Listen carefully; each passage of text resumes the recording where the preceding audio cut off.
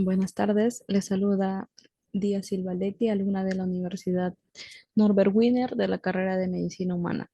Y en esta oportunidad les voy a hablar acerca de la tuberculosis genitourinaria.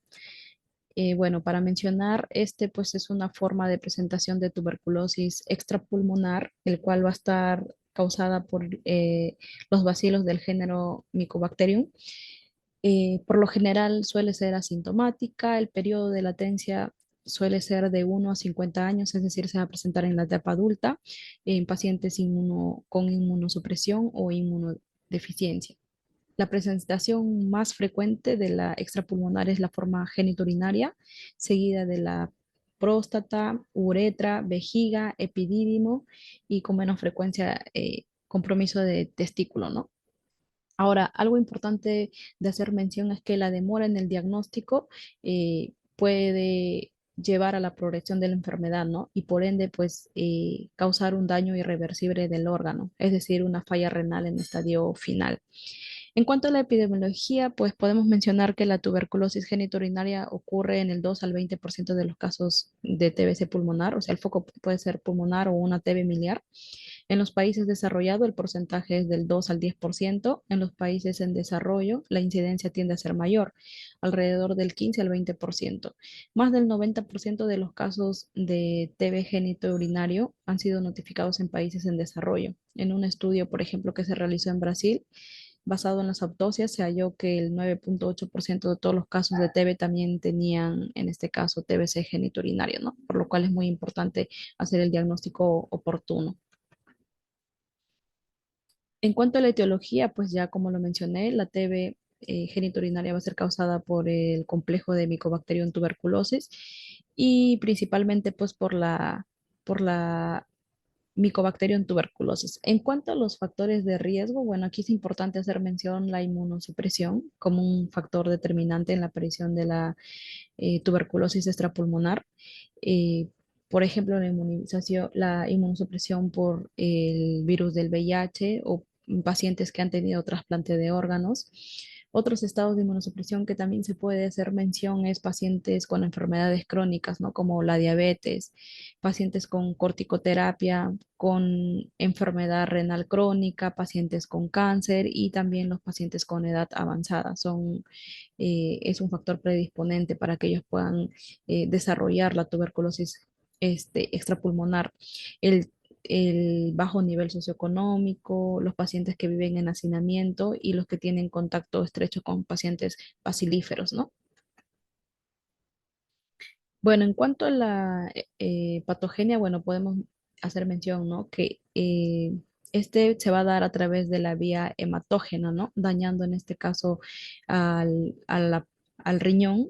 En este caso puede producir lo que es la necrosis gaseosa, la presencia de granulomas, que es lo que se va a ver en la histopatología, o también, y bueno, se va a poder evidenciar lo que se conoce como el riñón masticado, ¿no? Debido a los granulomas a nivel, por ejemplo, de el uréter, de la uretra, del, perdón, del uréter, se van a presentar estenosis, ¿no? Es decir, esta TB genitourinaria va a afectar tanto las vías urinarias altas como las bajas.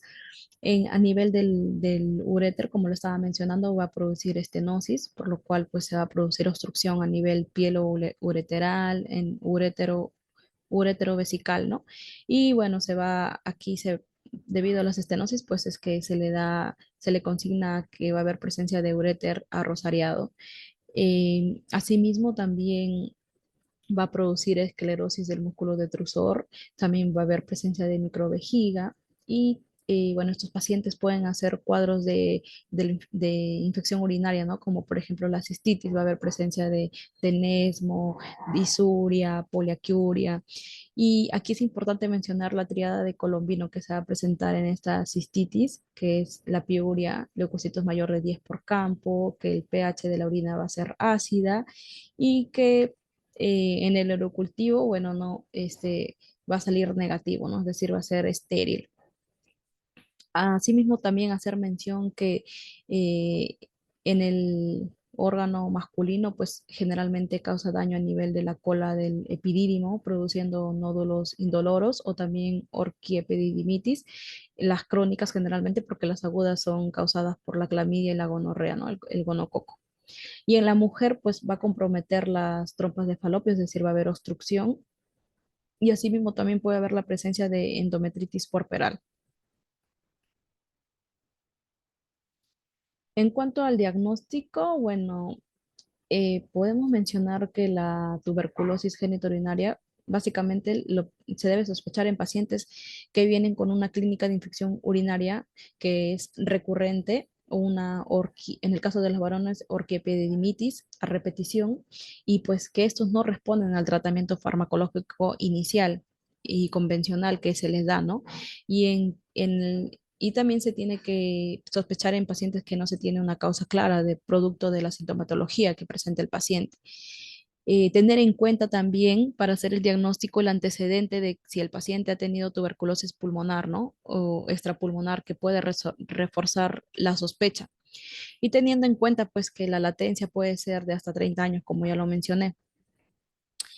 Asimismo, aquí es muy importante hacer el examen de orina, que puede encontrarse una proteinuria, hematuria macroscópica que va a ser indolora en el paciente, la piuria sin bacteriuria, o en este caso como el urocultivo negativo, ¿no? Como la tríada de Colombino que hice mención.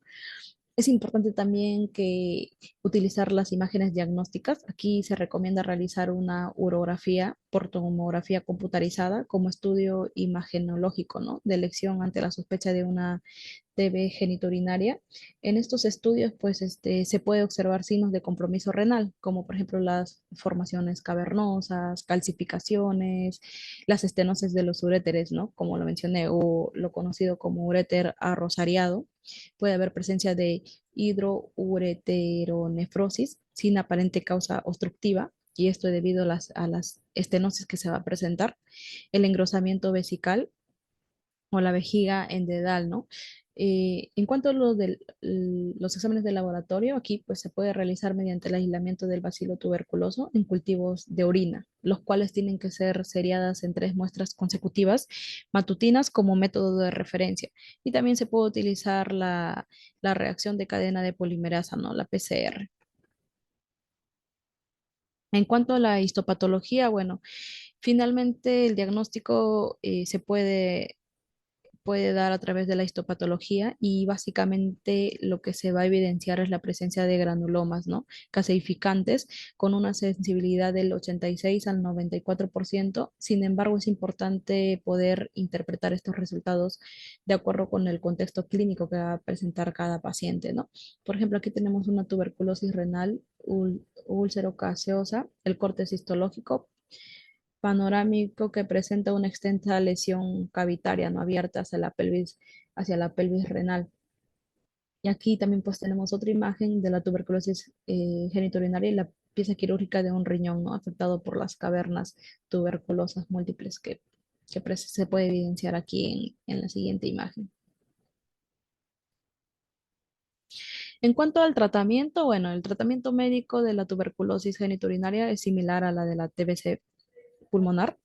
Y de acuerdo a la Organización Mundial de la Salud, pues estos pacientes deben recibir inicialmente el tetraconjugado diario de manera empírica, ¿no? La isoniazida, la rifampicina, piracinamida y el etambutol. Y esto es siempre y cuando previo al cultivo. Durante 2 meses y posteriormente 4 meses solo se le va a dar lo que es la isoniazida y la rifampicina. Para un total pues de 6 meses el tratamiento, ¿no? Aquí tenemos los esquemas de inicial de los 2 meses y luego continuar los 4 meses siguientes, como ya lo acaba de mencionar. Y por ejemplo, aquí en la tabla 3 podemos ver la reducción de las dosis en adultos según la tasa de filtración glomerular, ¿no? De acuerdo a la función renal del paciente, es que también se tiene que ajustar estas dosis.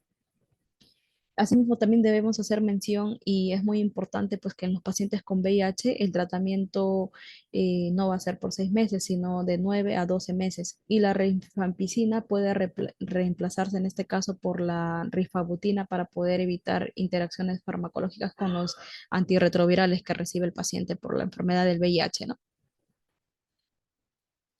En cuanto a la prevención, bueno, Básicamente va a ser igual que la TBC pulmonar, la aplicación de la vacuna BCG en el recién nacido, ¿no? Tener un diagnóstico precoz y un tratamiento oportuno para las personas con tuberculosis para poder evitar, ¿no? Que esta pueda afectar o hacer clínicas extrapulmonares, como en este caso la TBC urogenital, administrando pastillas de prevención como quimioprofilaxis a los menores de 19 años que se encuentran en contacto con una persona enferma con tuberculosis. El paciente, pues algo muy importante, que el paciente debe cubrirse la boca con un pañuelo al poder toser y estornudar, y esto ya nos ha quedado también con la pandemia de COVID-19 que hemos vivido, y pues botar la flema en un papel para poder desecharlo de inmediato, ¿no?